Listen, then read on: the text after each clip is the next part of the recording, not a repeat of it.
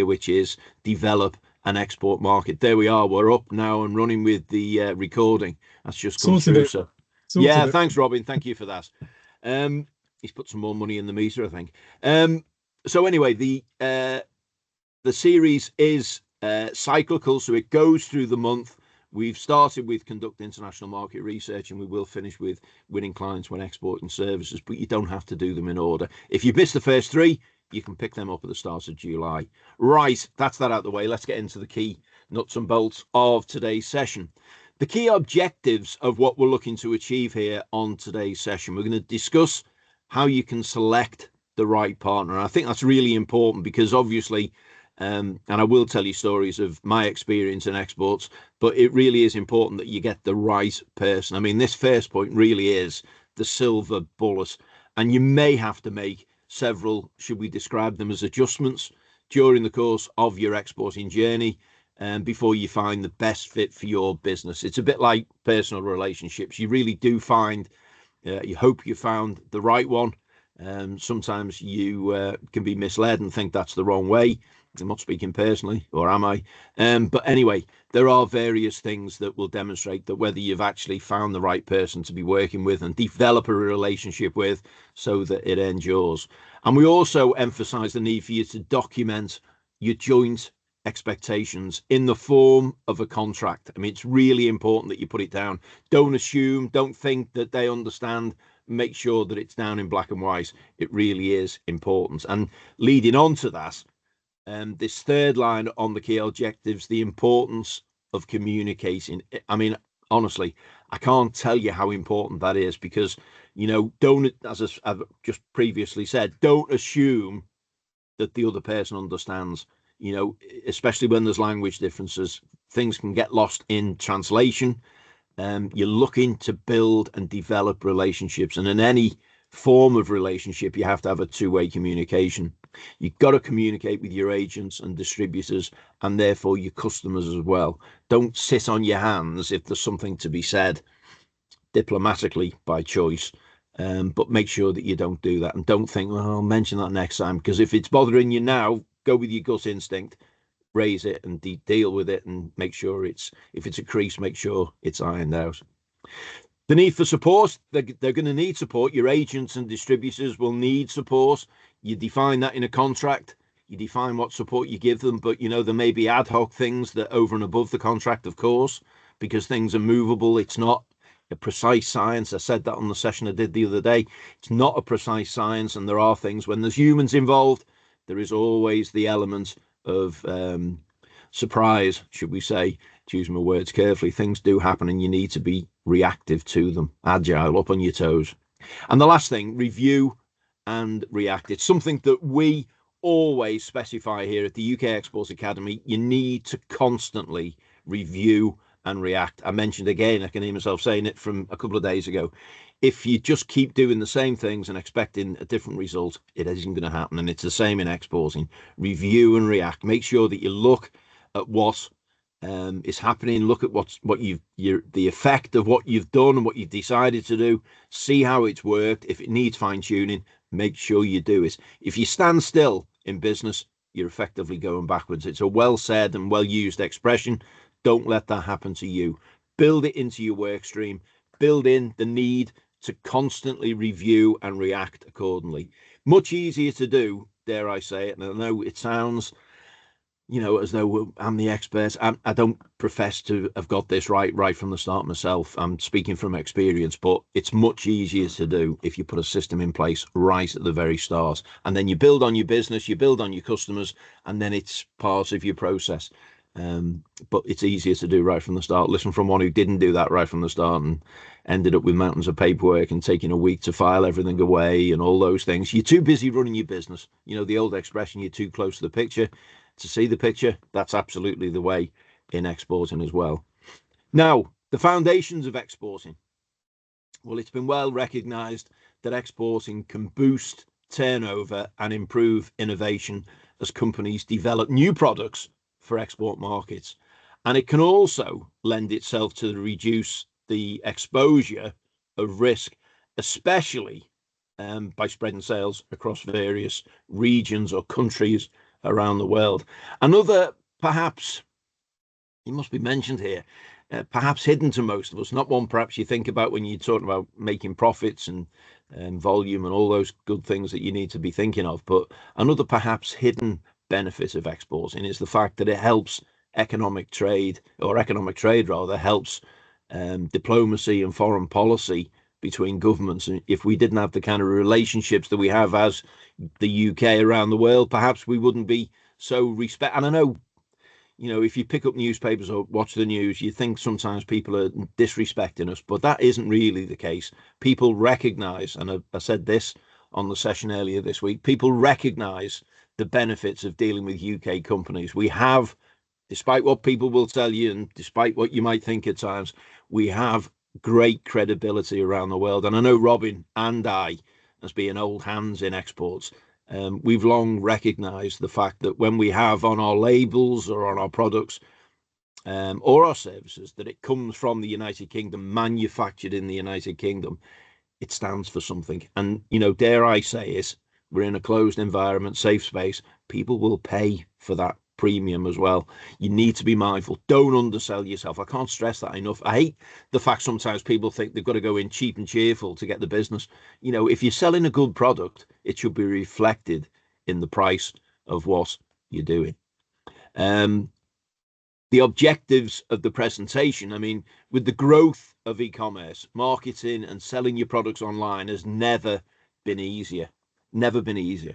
Now, to simply define the role of agents and distributors, agents generally don't take ownership of the goods, but they act as your representative, whereas distributors generally purchase the products from you and then resell goods by placing their own markup on the products. Now, the purpose of the presentation today, as I've identified already, I think, is to show you the differences between the two and help you to make that business decision by expanding your knowledge of the subject. Now, what I would say, we can only give it a sort of relatively high level view on these sessions, but if you want to take a deeper dive on the subject, we have two masterclass. It's actually that important and it's that detailed. We split it into two masterclasses that one of our colleagues, Simon Bedford, based up in the north of England, presents. And I happen to know that the next one that Simon is putting on, part one, is on the 17th of July at 2:00 in the afternoon. So just an aid memoir really to you. Make sure that you book in on both of those sessions, the first one being the 17th of July in the portal of events. Make sure you have a look at the timetable and make sure you get registered for that. It takes a deeper dive into the likes of contracts and things you should be including in contracts, etc., etc. And Simon's a great guy as well. He's of senior years. I shouldn't really say that, he might be on the call, but he's a great guy and really knowledgeable, again, well experienced in the world of exports, and he'll help you take a deeper dive into the world of agents and distributors, more than we can do on these sessions here just now.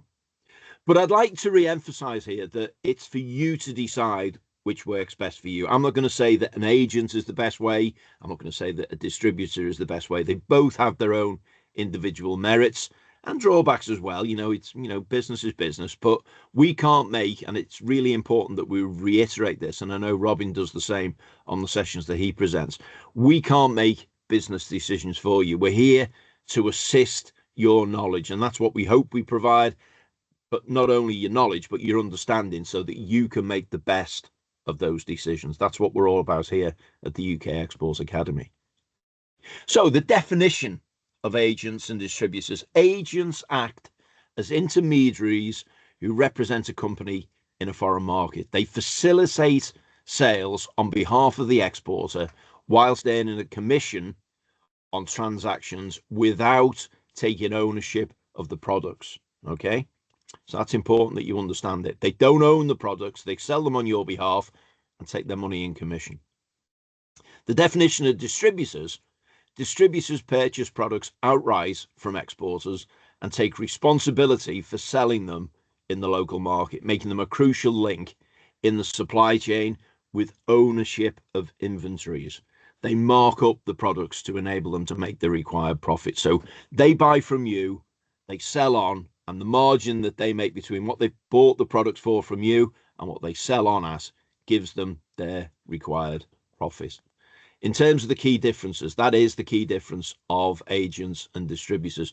Understanding that distinction between agents and distributors is absolutely vital to you. You have to absolutely grasp this concept.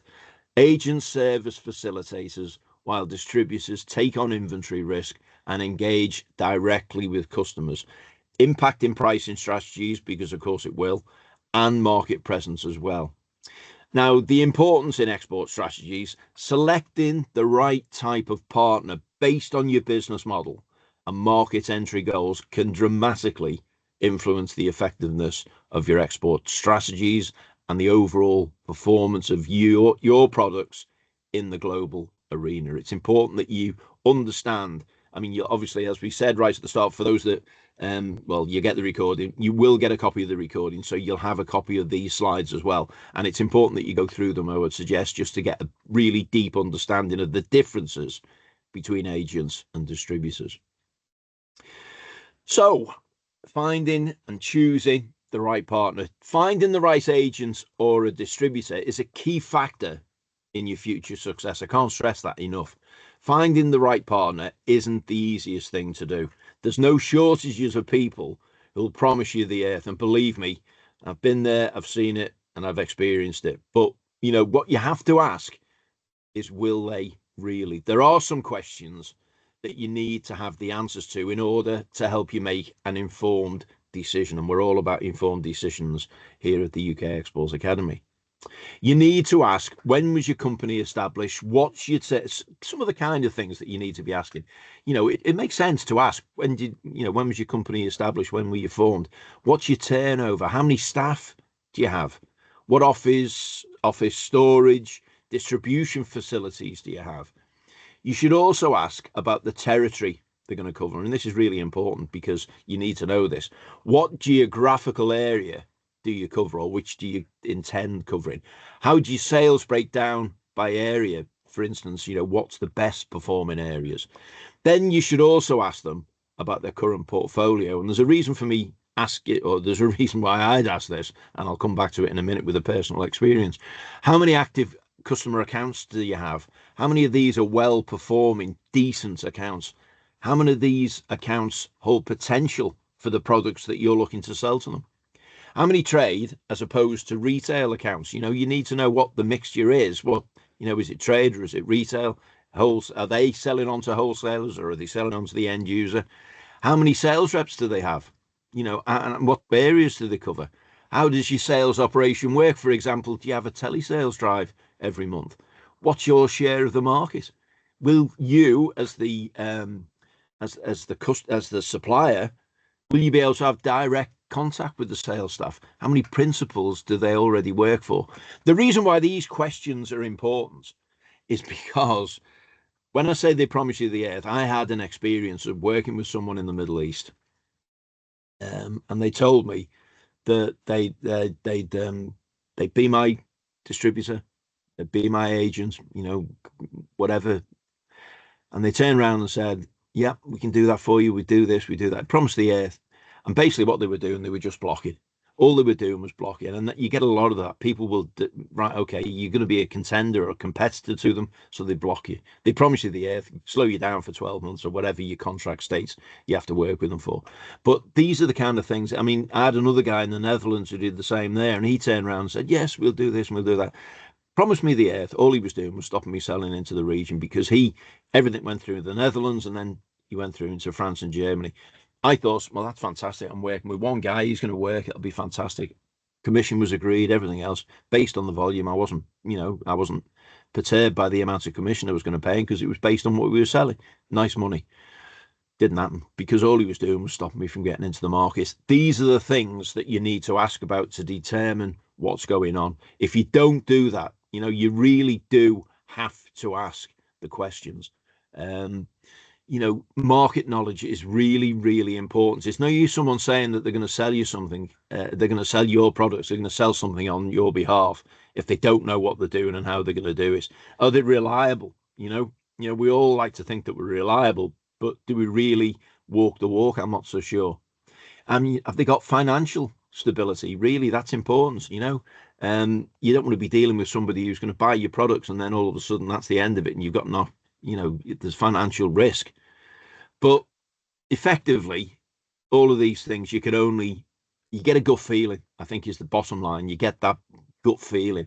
Is it a cultural fit? Are you trying to sell something in there, you know, that isn't really working? You need to ask them, where do they see the business going? What kind of growth are they looking to project? And what can they achieve using your products, selling your products? And what makes them think that it's realistically achievable? I mean, this is where the financial stability of things, they shouldn't be averse to saying, you know, what payment terms they offer, who their bankers are. You can get and ask, and it's reasonable to ask, you know, can I have your name and address of your bank for reference? You know, can you get trade references? There's a blast from the past, getting trade references in the world of exports. You can do that as well. Now, I would suggest that if the people you're talking to appear reluctant to disclose this, then that should be a bit of a red flag. You know, it's like if someone's evading your question or answering your question, it should be raising a few alarm bells with you. As for cultural fit at the end there, this will really become apparent soon enough in my experience. And again, it's where you come down to the gut feeling. It should really feel right to work with them. I mean, just as in personal relationships, you know, it either feels right or it doesn't. And if it doesn't feel right, you should be getting the alarm bells thinking, well, hang on, I'm not really going to invest in this relationship because it doesn't seem as though it's going anywhere. But you've got to remember that exporting is a human business. You should feel comfortable working together, or at least begin to feel that rather quickly right at the start. And it's an agreement. We're talking about an agreement. People you're working with, it has to feel right for them as well. So you should be giving out the right kind of vibes that makes them think it's a good fit as well. You know, for anybody who's been on a Start Your Journey call, I'm quite proud. I mentioned it in the Start Your Journey calls. I'm really proud of the fact that people I started working with, who I met at first as prospects, who then became customers, that then became friends, personal friends, family friends. You know, I've had people I've worked with around the world who've come, and I've taken them around the sites of Liverpool and the northwest of England, and we spent time together. And I met up with them at trade shows, and members of my family. My son, who was living down in Australia at the time, came up and met me in the Middle East, and we went together to a trade show, and we went for dinner with customers. And it's all about building relationships, and that's what it's, you know, you need to feel comfortable doing that, because like anything, if you feel that way and they feel the same way, you're on a pretty good footing to have a long and established relationship. And as I say, I'm quite proud of the fact that mine have endured over 30 plus years of exporting. I'm in regular contact with people who've long since retired now from the world of commerce and trade, but they're personal friends. We don't stop, you know, it doesn't stop when you leave the business.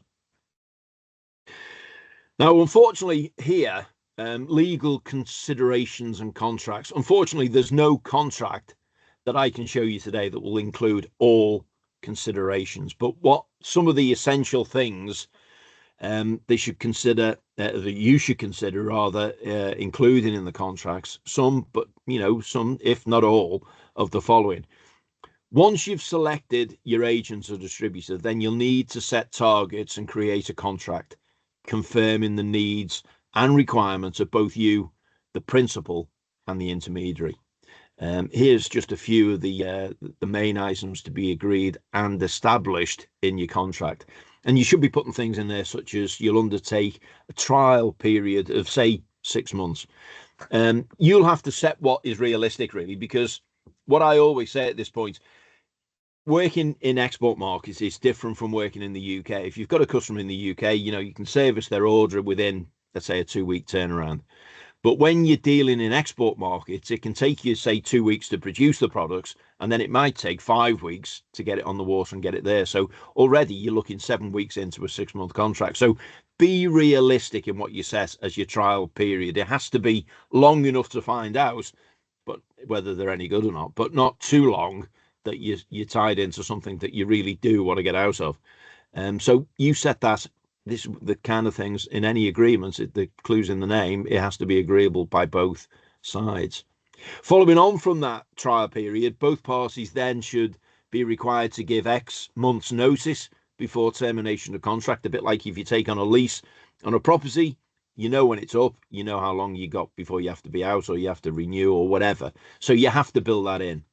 You need to specify what the geographical area to be covered. For example, I worked extensively in the Middle East, as I've mentioned.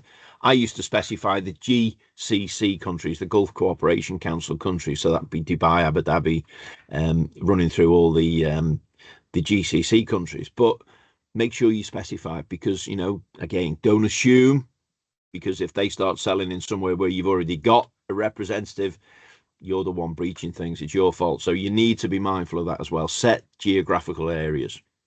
You have to specify whether it's going to be on an exclusive or non-exclusive basis. If you give your agents or distributor exclusivity, then basically you're agreeing that no other agent or distributor would be allowed to sell that product in the agreed geographical area, and you won't be allowed to sell directly yourself either. So remind yourself there that if you're giving someone the exclusivity, that's it. That's exactly what it is. You won't be able to enter in there yourself either. Or what you can do, and I did this in the Middle East, was I specified what products they could sell exclusively, and that still allowed me then the ability to be able to sell other products that weren't included in the contract around that. Often not the best way, because if you're using the same brand names, etc., it can get messy and people can get confused, you know, on the ground level. So, you know, perhaps that's not always the best thing, but it is possible if you factor it into your contract. You need to specify what products, as I've just mentioned. You need to agree to target specific type of outlets. You know, it could be the HoReCa trade in my industry, or it could be, you know, you could be dealing with big full-scale wholesalers or end users. You should be specifying how many new customer accounts you're looking to secure in 12 months, because again, it's giving people targets, KPIs. People need, you know, people like the carrot and the stick, don't they? To a certain level. You can agree that the principal agrees to offer a sales incentive, perhaps. You know, you give them maybe 1 free case in 10 of sales, whatever is an incentive for them. You can specify what volume you're looking for. I mean, again, pie in the sky. The guy in the Netherlands told me, yes, Mark, I will sell you 30 tons of product a year. And, you know, what he promised and what he delivered were two different things. You only find that out by experience, I guess. But, you know, don't make it something unachievable. It's a bit like setting your export plan. Don't say you're going to take world domination in the next 6 months. It very rarely happens. And, you know, it's a bit demoralizing when you look in 6 months' time, you think, well, that's it. We've dominated the world now. And you see you've only had 3 sales. You don't want to set yourself targets like that. It has to be realistic. You should also specify that the agent or distributor provides sales reports, perhaps on a monthly basis. You can maybe say that quarterly or something. 3 months is realistic, but you need information. See what I'm doing? We're opening up the communication channels, making sure that people are talking. You can ask that the agent or distributor places so many items of agreed advertising each year. Make sure that if they're going to use your business logo or your business name, make sure the graphics get signed off by you as the principal first. We heard some horror stories about how people have been represented around the world. Agents and distributors to provide information on competitors' progress within the geographical area of representation. You need to know what's happening. I mean, you know, no man's an island, and you don't want to be doing what you're doing, peddling, you know, what you're doing and seeing that your competitors are absolutely flying because they're doing something different. You need to know what's going on. The benefits of agents and distributors is that they're on the ground and you're not. You know, the world, despite it being a smaller place now, it's still a big place. If you're here in the UK and you've got someone selling your products in the Far East, you're at least a day away, and they're probably 8 or 9 hours ahead of you as well. So you need to be mindful of that. They've got their eyes and ears on the ground where you haven't. At the end of the day, that's why you're really employing them, isn't it? Make sure that you specify that the agent or distributor has to include the principal's products in all relevant promotional literature and promote them as and when necessary. You can see what I'm saying about assuming. Don't think that they're doing that. Specify it. Make sure they are doing it. You know, perhaps they're going to have telesales drives. You can include that in a contract as well. And make sure that you include a performance review every 12 months. I would suggest you don't leave it any longer than that, for the simple reason that if, as I've mentioned, if you get in a situation where it's just not working or they're not happy with something, it doesn't drag on for years before, well, just dwindles off a bit like, well, I won't give relationship issues, but if what you need to know is if it's working, great, move ahead, set your targets for the new year. If it isn't working, cut your losses and get out and look for someone else and make it work, And again, if what you're offering is innovative, then you might wish to protect yourself with IP protection. And I know this is a contentious one, because if you're right at the start of your export journey, and it certainly should be the case, if you're the start of an export journey, every penny counts. You should think of it that way. When I worked for a major blue chip, I thought of it as my business. It wasn't. It was a major multi-million pound corporation. But I developed the mindset then, and for the last 20 odd years, when I've done it for myself, it stood me in good stead, because that's how every penny counted. I don't want to sound like Arkwright from the corner shop, but I did consider every penny. You have to. And I also know that people turn around and say, yeah, but IP property rights, it's expensive. I understand that. Now, as I mentioned earlier, we're not here to make business decisions for you, but all I would say, and I'm not being trite when I say it, what's the cost of not protecting yourself? You need to be protected. If it's something that's innovative, is that the value, that it's something new and something that the market hasn't seen before? Consider protecting it now. And, we work with our colleagues at Innovate UK, and we work with the IPO office.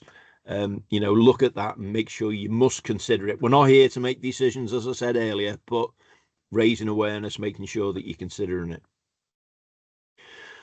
I've already said, building trust, regular communication, having a feedback mechanism, and conflict resolution strategies. You always hope it doesn't get to the last one, but you can see it's not by chance. These are steps going up.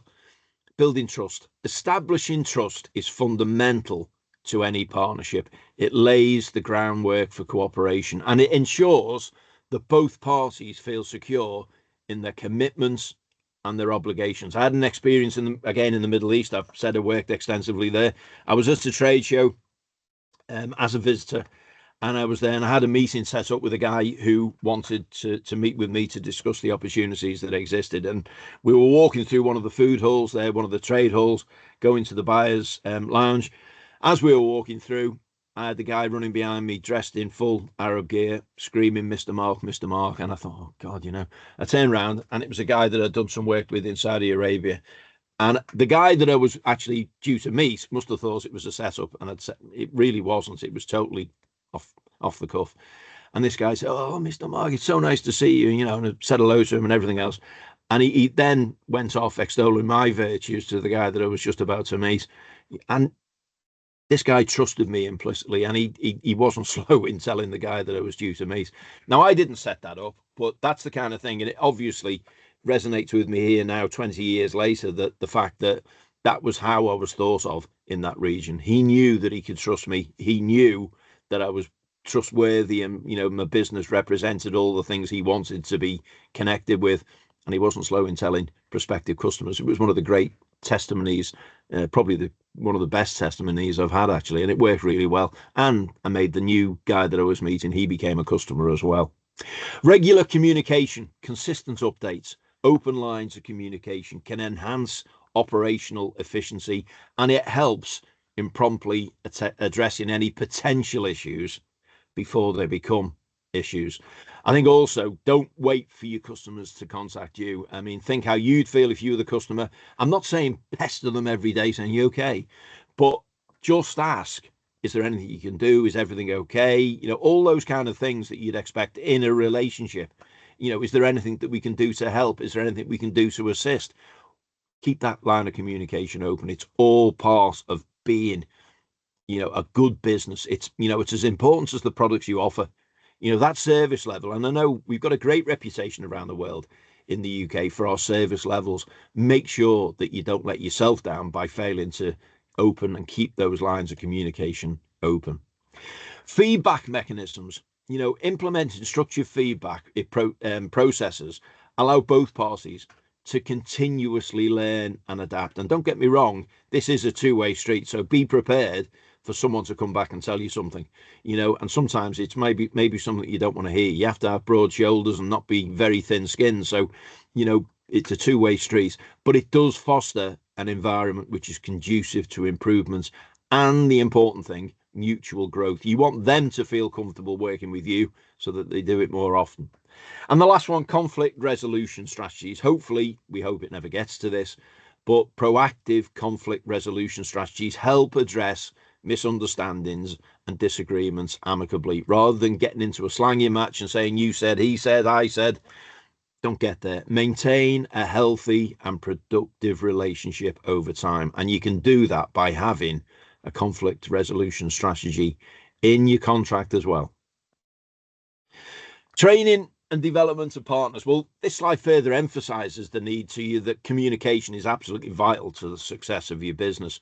Whenever I was made aware of delays in production, or if the shipping ran late, if we missed the ship closing out, perhaps at the port, I immediately let my customer know. I treated them like I'd want to be treated. There's nothing worse, because I've had it done to me.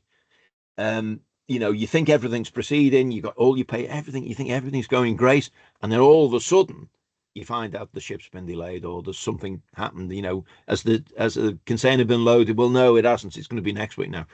You don't want to find out by finding out yourself. You want to be told. So make sure that you do it in that way. Treat people like you want to be treated yourself. It'll stand you in good stead, honestly. That really is the key.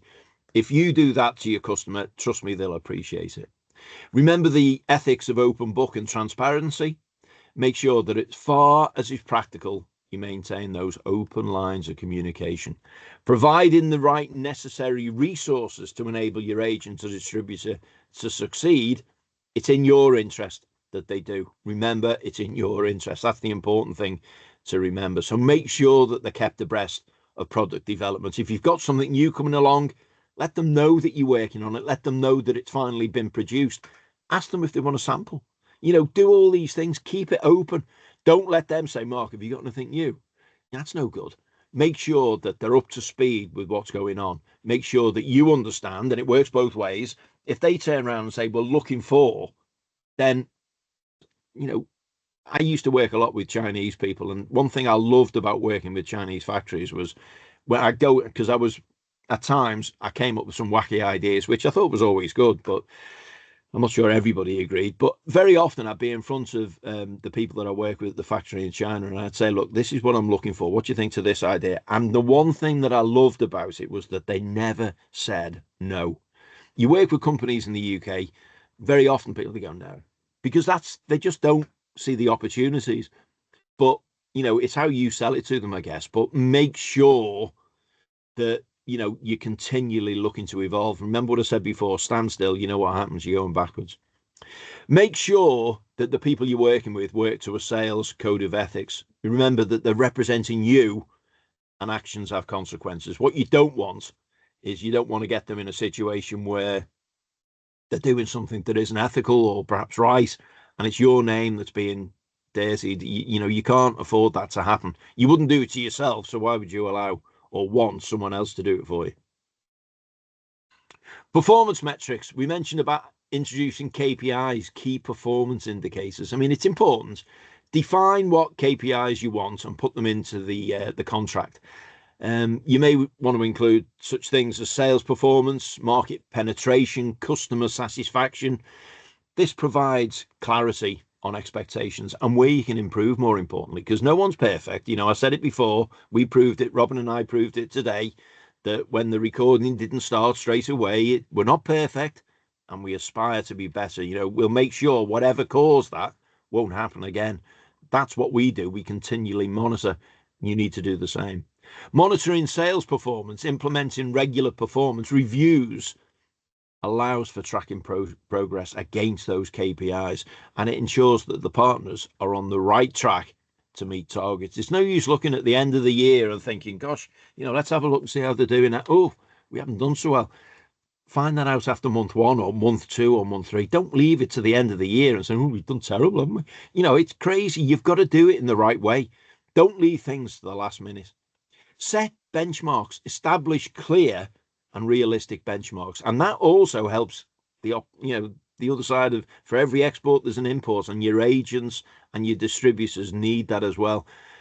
It provides parties with goals to aim for. There's nothing like having a goal to aim for. I'm currently trying to lose a bit of weight, and there's nothing better than setting yourself targets. By the end of the week, I'm going to do this. By the end of this month, it's going to be this. And if you do it, fantastic. It stimulates performance.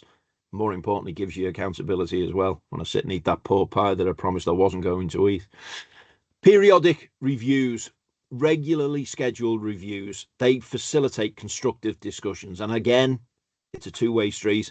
You may have a conversation and they tell you things they don't want to hear. Mark, we had the container didn't arrive on time. We had a shortfall of product. We were out of stock for a while. I used to work in North America, and one of the biggest problems you'll ever find in North America is, especially with the people you deal with, is if you run into an out of stock situation, because that's bad enough not having the stock to sell, and you've got customers that want to buy the products and nothing to sell. But let me tell you, it's worse than that in America, because what they have is loss of profit claims. What they'll do is they'll turn around, they'll work out what they could have sold and what their profit margin is, and they'll sue you for it. So, these are the things that you need to be aware of. Loss of profit claims, you don't want them. You seriously don't want them. So make sure that you understand and discuss. Constructive discussions will help you to do that. And it fosters greater collaboration, and people aren't going to be put off by this, because it shows you're enthusiastic about what you do, and more importantly, perhaps you know what you're doing. Market entry strategies, in terms of barriers to exports. If you're exporting goods, some of the barriers, I'm not going to go through all of them. Obviously, it's not, I can't give you an exhaustive list or a definitive list today, but such things as customs procedures, sometimes procedures can delay goods. Make sure you get your paperwork right. Really important. We have a how-to series on that. Problems with enforcing international rules and regulations. For example, there could be a lack of regulatory measures for products or services, or non-compliance with World Trade Organization regulations.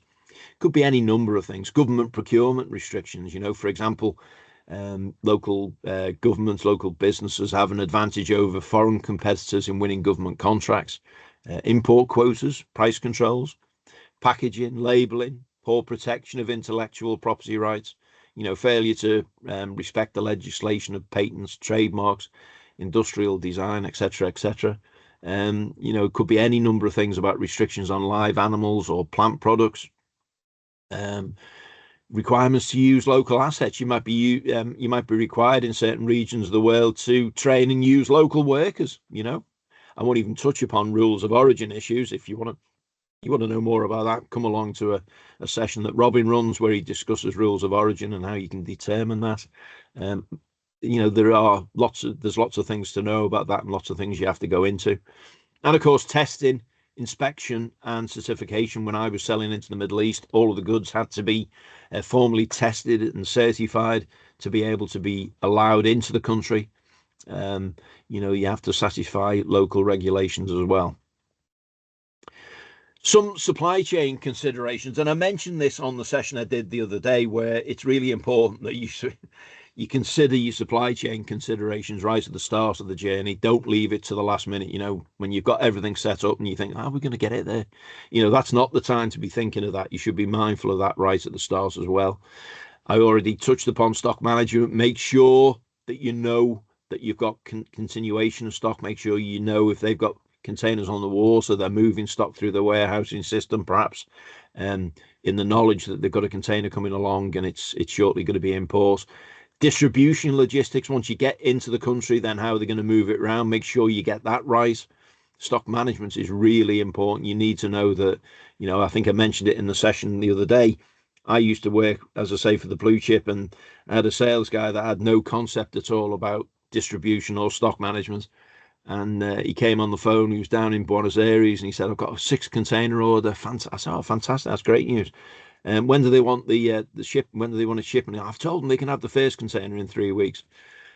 I mean, seriously, you have to be aware of these things. And we've all been, trust me, I've been at the front end selling, and I've done that, and I've been in front of, and you know that in the back of your mind, you're going to have to tell them, okay, if you give me an order now, it's going to be 2 months before it gets here.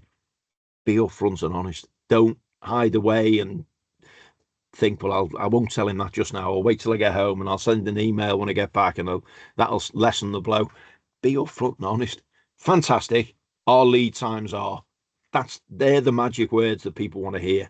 And just remember that it has an impact on customer satisfaction. What you want is happy customers. Happy customers tend to buy more, or at least continue to buy. So make sure that you understand that as well. You need to have that in place. Make sure, for any of you selling through third-party logistics, 3PLs, make sure that the network understands what your expectations are. Obviously, it differs from business to business, but two terms that brands you should be aware of are direct distribution logistics and indirect distribution logistics. And I think the last statement is self-explanatory, really. Annoy your customers. As I said, if you annoy your customers, then they won't be customers for long. You need happy customers, that's for sure.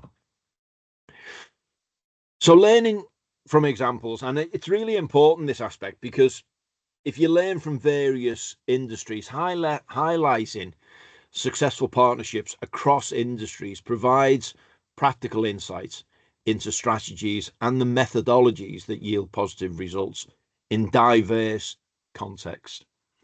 Some of the lessons learned: analysing successes and failures from partnerships can provide valuable lessons and facilitate better decision making in the future. And more importantly, perhaps, risk management. You need to be aware of where you're potentially weak. And if you've got a weak system, it makes sense to strengthen that and make sure that your risk management is looking at that, and make sure for future risk you're sort of minimizing it and mitigating the potential risks moving forward. In terms of best practices, identifying best practices enables organizations to maximize the potential of their partnerships and avoid common pitfalls which have been experienced by others. And you can do this. There's lots of examples out there. If you do I'm going to say the words, and I hoped I wouldn't say them today. If you do your due diligence, see what others have done and make sure that you don't make the same mistakes. Understand how to adapt strategies based on market feedback and evolving circumstances, and that can provide a roadmap for you to be able to sustain partnerships over time. Remember, I can't stress this enough, it's a human business. People will buy and continue to buy from people that they can trust. You need to build that trust. That's the important part I'm trying to get across here today. Some of the challenges in managing agents and distributors, I've touched upon some of them, but in exports, it's obvious that there are cultural differences. You must understand this, and we're really strong on this here at the UK Exports Academy. You don't assume that because people speak English in the country you're looking to enter into, that they understand. Make sure you're not, there's no ambiguity at all. You must understand this. And as I say, again, your due diligence will enable you to walk in your customer's shoes. I really can't stress. There's nowadays, when I first started off, I used to spend so much time in the reference library. I think people really thought that I was, what's the word, wasting time, or certainly taking time out. I wasn't. I was doing my due diligence, and it's really important. I saw someone fall foul of a cultural difference in the Middle East, and they never recovered from it. And that is, it sounds like, surely anyone's given a second chance. No, this might not have been this guy's first offence, but the mistake he made, honestly, why didn't I make that mistake? Because I'd done my research. I knew what I was doing. There's no excuse nowadays, but I know and accept there is a lot of information out there. Perhaps at times there's too much information. It can be, if you give people options, there's too much, they walk away. But let me tell you, I think that's one of the strengths of what we offer here at the UK Exports Academy, that we do drill down into the things, we cut through the chaff and get to the wheat. I truly believe that. I mean, it gets us all out of bed every morning knowing that that's what we do. We believe in what we're doing here at the Academy. But there exists plenty of information about our differences. Don't be ignorant. It's never a defense. You don't want to make the same mistake that my German colleague or peer made. Obviously, market volatility, perhaps it's out of your control. I would say that, but don't bury your head in the sand. And I said this and it's really important. Make sure, and I hope some of you who may be on the call today that were on the call earlier this week have actually started to do this, because it's good practice. Sometimes a bit depressing as well, I have to say, but make sure that you're aware of what's going on in the world. Make sure that I'm not saying you have to be, so that you could present a current affairs program on TV. You don't have to go into that depth, but make sure that you don't just ignore it. Keep scanning, make sure that you're aware of what's going on. In the world of exporting, you need to know that there is the potential for volatility. We all know that. We all know it. But as for a conflict of interest, due diligence will show if your customer has history or has experienced such matters. It's difficult to determine, but the other thing that you have to include as well, and it might be difficult for you to determine, but there is information online, not least on the government, the business.gov.uk site. Introduce an anti-corruption policy into your contract, depending on where you're working around the world. Obviously, there's information out there. You can see where the more perhaps countries in the world where it's perhaps more of a situation where it can happen. But make sure that you build into your contract an anti-corruption policy as well. It's important, and it sets the tone. Again, remember what I said about no ambiguity. It sets the tone of where you're coming from, and it sort of further emphasises the fact that you are a legitimate business and wish to remain that way moving forwards. So, some key takeaways from today's session. I think it's the importance of adaptability, staying agile, up on your toes rather than back on your heels. Stay agile in response to market changes, your partner's performance, emerging trends. It's essential for sustaining competitive advantage. It really is. If you do that, then it really will stand you in good stead in terms of sustaining competitive advantage. Future trends in export management. Identify future trends such as digitalization. We live in a digital world now, don't we? Make sure that you're aware and abreast of those trends and what's developing and what's evolving in terms of your consumer behaviors. Ask your agents or distributors what's going on in the country. If you don't ask, there's no such thing as a stupid question. If you don't ask, you don't know. You don't get the answer back.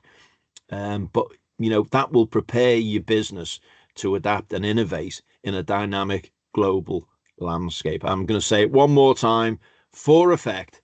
Standing still means in reality, you're going backwards in your business. As I said, if you want a deeper dive into agents and distributors, come along to the session, a two-part session, part one on the 17th of July, conducted by Robin and I's mutual colleague, Simon Bedford. That's in July. Make sure you come along to that, and make sure that you register for both of those sessions, because there is synergy between the two. It would be best if you went to both of them, and it gives you a clearer picture, a deeper dive into how you can look and what you can do in terms of contracts and things. Robin, darling, are you there? I am here. Thank you very much for that, Mark. Very thorough, as always.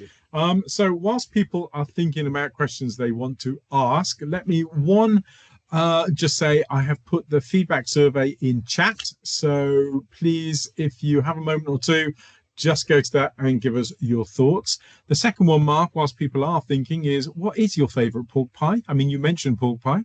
Well, you can't beat a Melton Mowbray, can you? There we go. There we go. But, man after my own heart. But it's totally off limits. I can't even think about them because it'll have me salivating, and I can't even think about some wrong. But no, they're very nice. Other brands are available, of course. Other brands are available. Exactly. Yeah. Right, we have a question. In fact, it's from Sumon. Sumon, I spoke to you yesterday, I think, on LinkedIn. So hi, good that you're on our session today. Mark, is there any credible source and list for agents and distributors per country, per region? In other words, where would you go? Where would you get your referrals, that kind of thing?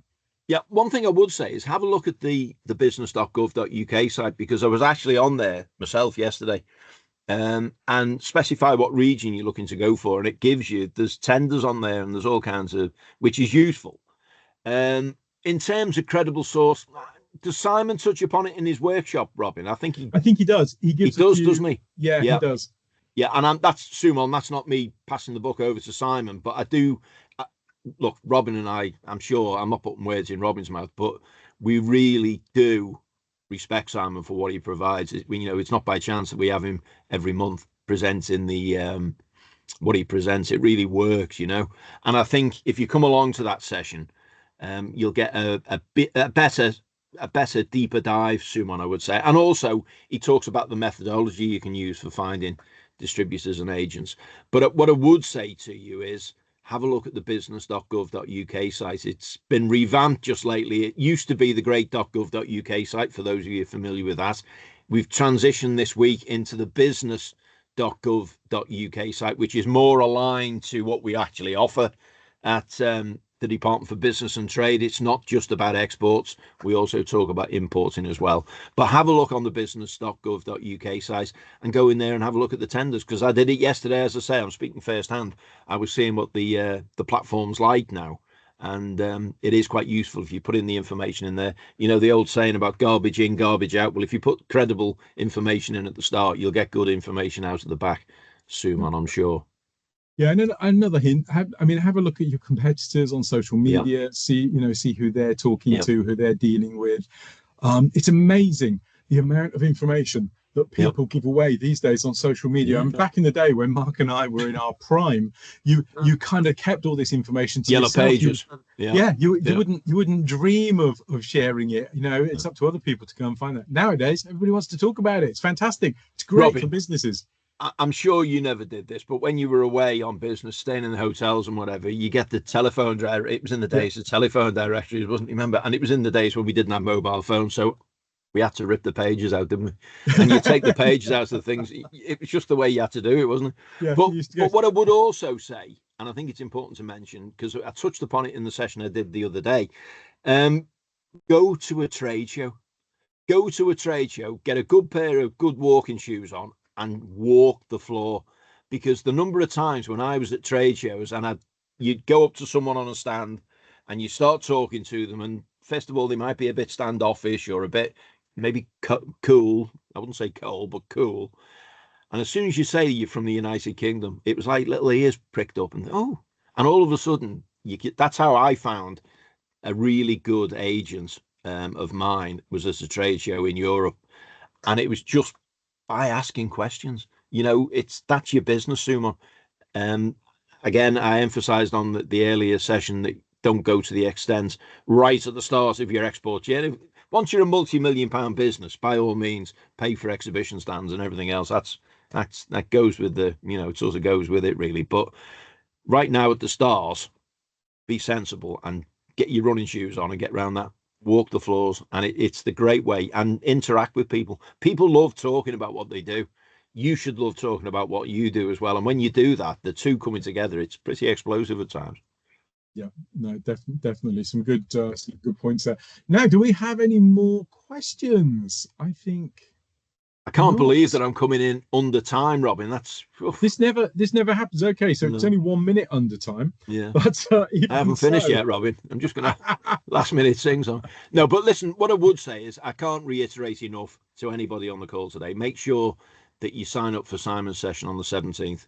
I'm not quite sure where the second one is, but there's a question in from. I'm not sure whether their name's Erwin or Beam, but forgive me for getting that wrong. I'm interested in your idea about coming to a trade show. I want to know your experience more. A trade show about your product. Well, in terms of what I'm talking about in terms of trade shows is I was in the food industry, so I went to food exhibitions. So I go to Cial in Paris, or I go to IBA in Germany, or I go to where else would I go? I go to the Middle East to Gulf Food. I go to America. Trade shows that are actually relating to what your products, what sector your products would belong in. Go along. You're going to find people there that are looking for, very often they'll have, and you must have seen this, Robin, they'll have on their desk at the trade shows, they'll have looking for, looking for customer, I don't know what the terminology they use, but they'll identify whether they're looking to take on people as becoming their agents or distributors. So make sure that you have a look at those things as well.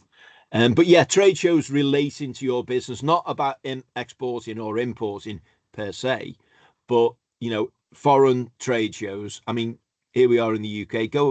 We have plenty of them in the UK at the NEC, and plenty of people coming in from overseas to exhibit.